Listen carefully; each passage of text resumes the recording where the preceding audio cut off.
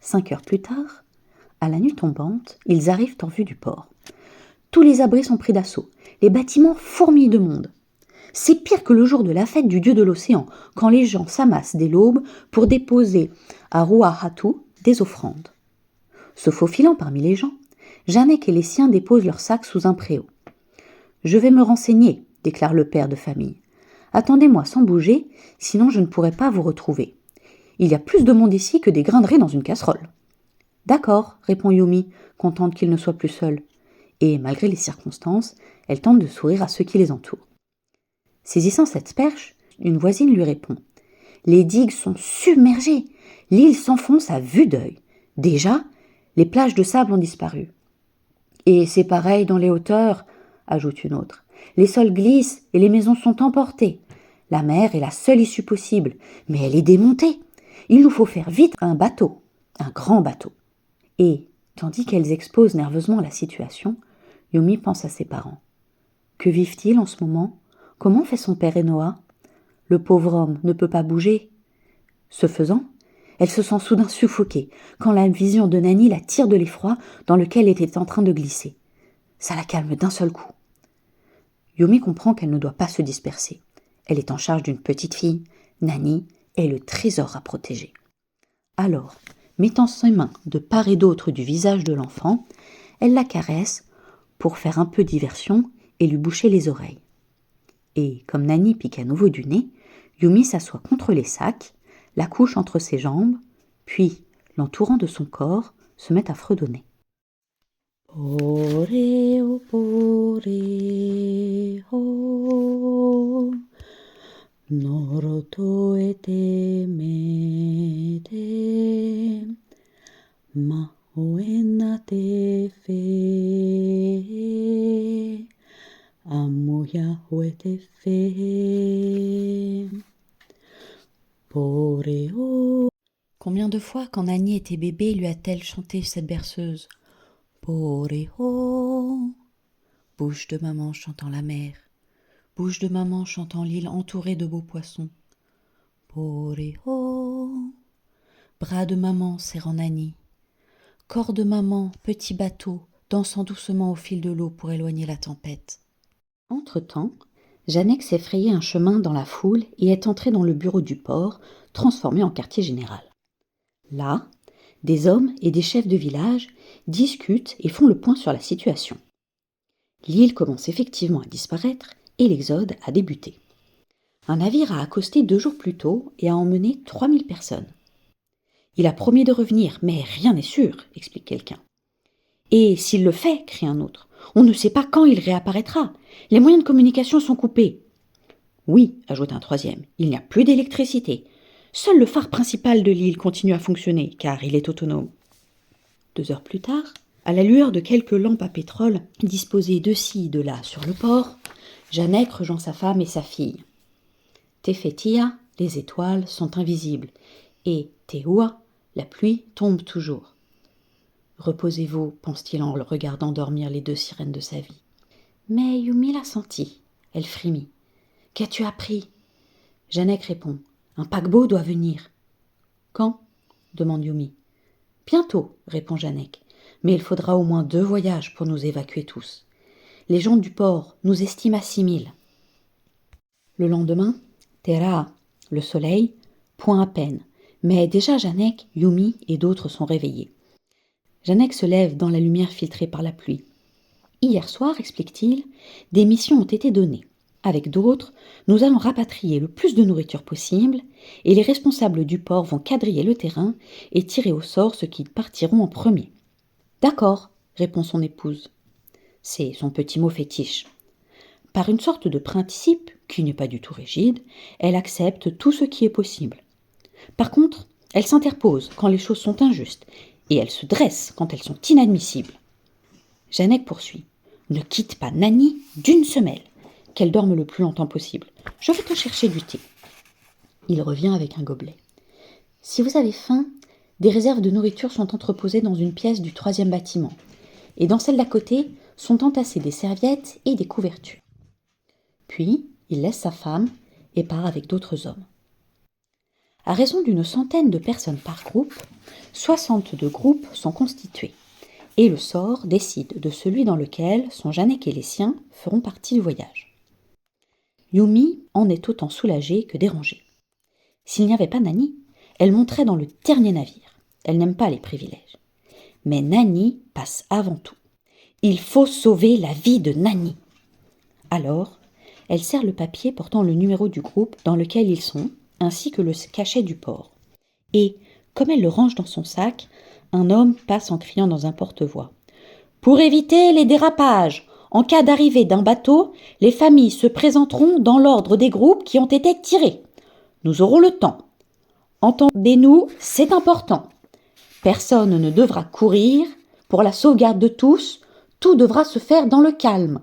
Il faudra un long moment pour embarquer 3000 personnes. » Puis, les mères et les enfants se rassemblent. Il s'agit de tuer le temps.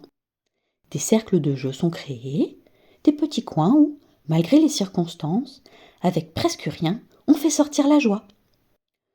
On envoie en l'air une chanson « Poreho » entonne Yumi, et on fait frapper dans les mains.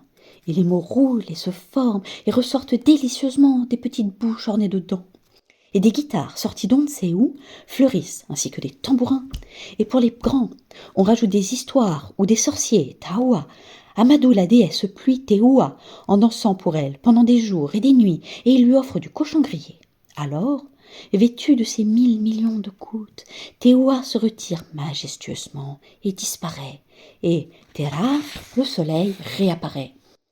La pluie, certes nécessaire, accepte de ne plus avoir le premier rôle. Puis Janek et d'autres arrivent avec une tonne de bonbons trouvés dans un grand magasin. Au caramel, à la vanille, à la fraise. Alors, les petites mains plongent dans les sacs en plastique et les doigts s'appliquent à choisir. Petit bruit de papier qu'on froisse et petits yeux qui pétillent. Oh, comme ils semblent bons ces bonbons à l'abri de la pluie qui tombe. Ils ont le goût d'un printemps intérieur. Hélas, la trêve est de courte durée, car d'heure en heure, l'ombre sombre de la peur déploie ses ailes sur l'île comme celle d'un très grand oiseau. L'angoisse gagne du terrain. Et l'eau monte, grignotant l'île, et les guetteurs le signalent. Alors, chez les adultes, un trafic de numéros de groupe commence. 100 000 francs pacifiques demandent certains en échange de leur place sur le premier paquebot. Et, quand les hommes profitent de la peur, ce n'est pas bon. 3 jours passent ainsi, pendant lesquels on scrute les horizons bouchés de la mer et du ciel. On ne voit rien au-delà de 50 mètres. L'île isolée du reste du monde est plongée dans une espèce de purée de pois, et elle continue de s'enfoncer. L'eau est partout, la tension monte, et même s'ils n'en disent rien, de nombreux îliens pensent qu'ils vont tous finir noyés. D'ailleurs, la moitié sud de l'île est déjà submergée. Et, tandis que les enfants ont encore la ressource de jouer, les grands ne savent plus à quel dieu se vouer, ni quoi faire pour que quelque chose se passe. Mais soudain, perçant le rideau de pluie et la soupe de nuages, un son grave et profond de sirène leur parvient.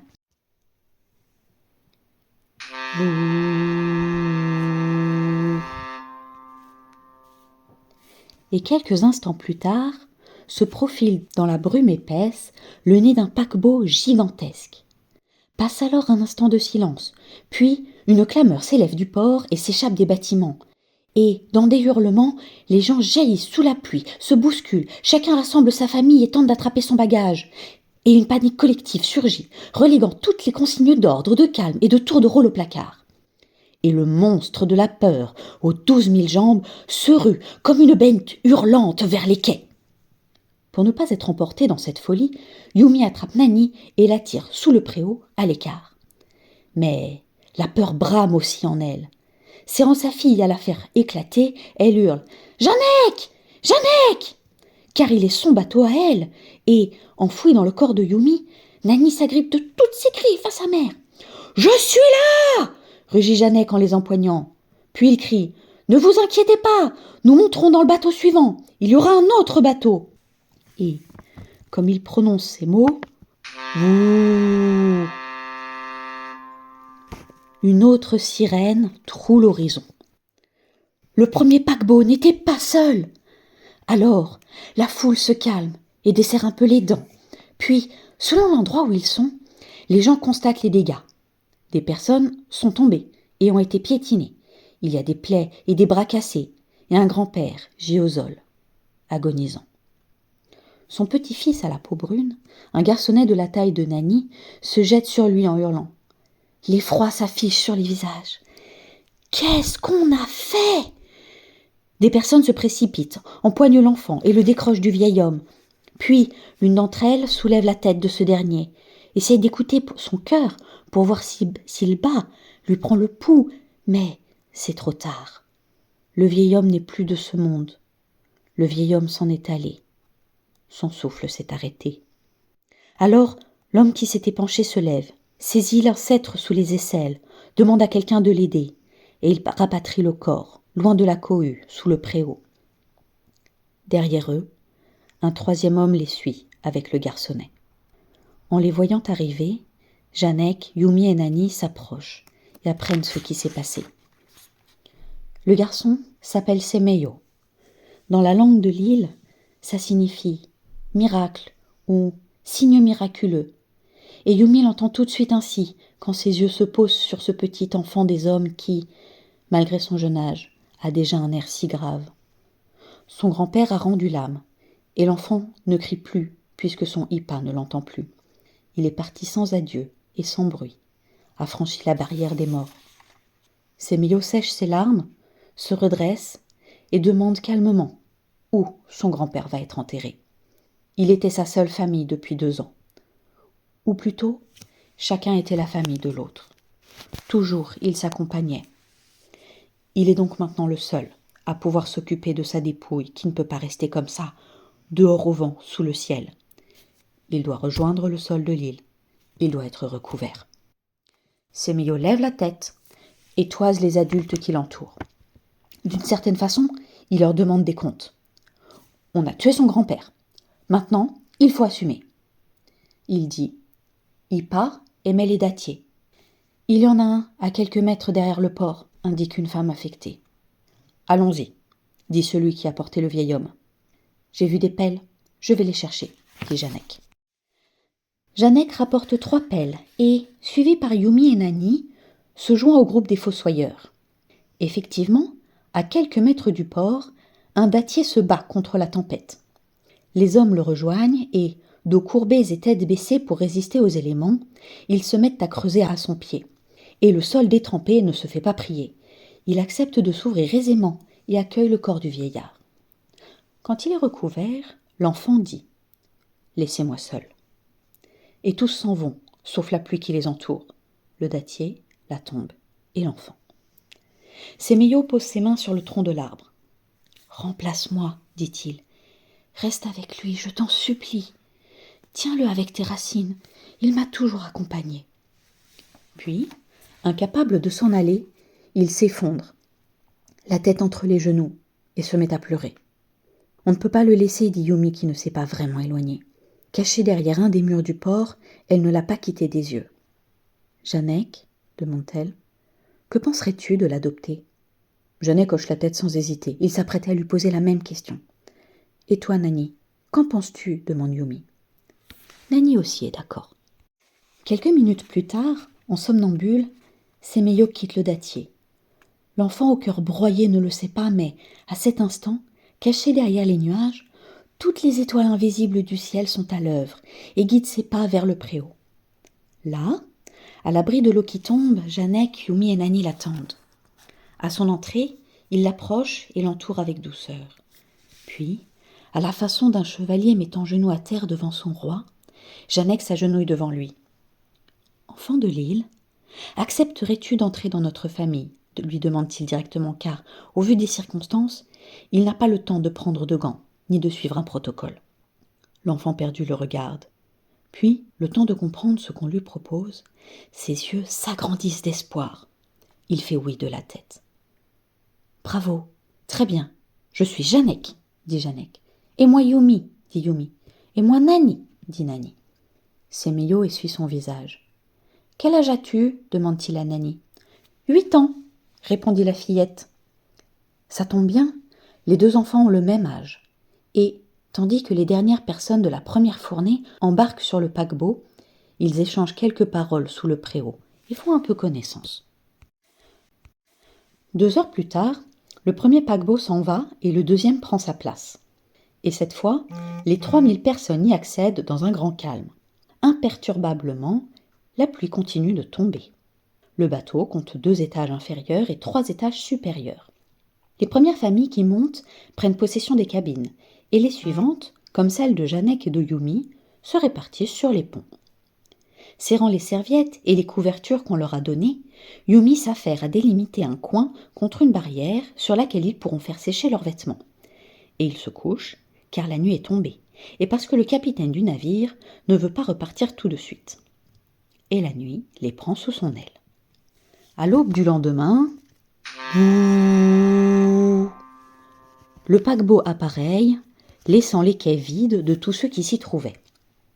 Seuls traînent encore quelques grands oiseaux de mer que la montée des eaux n'effraie pas, et, sur le tableau du bureau transformé en quartier général, flotte un mot écrit à la craie par un vieux capitaine.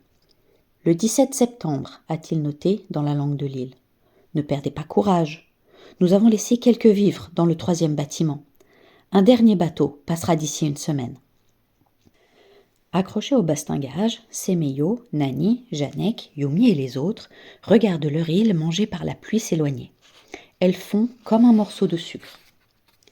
La gorge serrée et les mains posées sur son cœur, au-dessus duquel se trouvent les lettres, Nani la photographie mentalement pour la garder dans sa tête avant qu'elle ne disparaisse. Et, à toute vitesse, comme on dresse un inventaire, elle salue tous ceux qu'elle aime. Les palmiers et les citronniers, les bougainvilliers, les amandiers, les hibiscus et les belles feuilles de tiaré. Elle salue le vent de l'île et l'odeur de la terre sous les feuilles. Elle salue les mouettes et les perroquets. Elle salue la maison en pierre à 2 étages et elle salue l'escalier. Elle s'est tellement souvent assise sur ses marches. Et dans l'eau bleue, entourant l'île, elle salue les beaux poissons papillons, les poissons clowns, les poissons limes. Elle salue les tortues marines et les dauphins à long bec. Elle salue les très beaux coraux et les coquillages superbes. Elle salue Moho, passant furtivement à pas de loup dans le salon. Moho cuisinant. Moho mettant des fleurs dans un vase. Elle salue Ipa, assis sur sa chaise canée. « Adieu, belle île, » dit Janek d'une voix étranglée. « On ne t'oubliera jamais. »« Oui, adieu, belle île, » reprend Yumi, et des larmes coulent de ses yeux, des larmes au goût de la mer.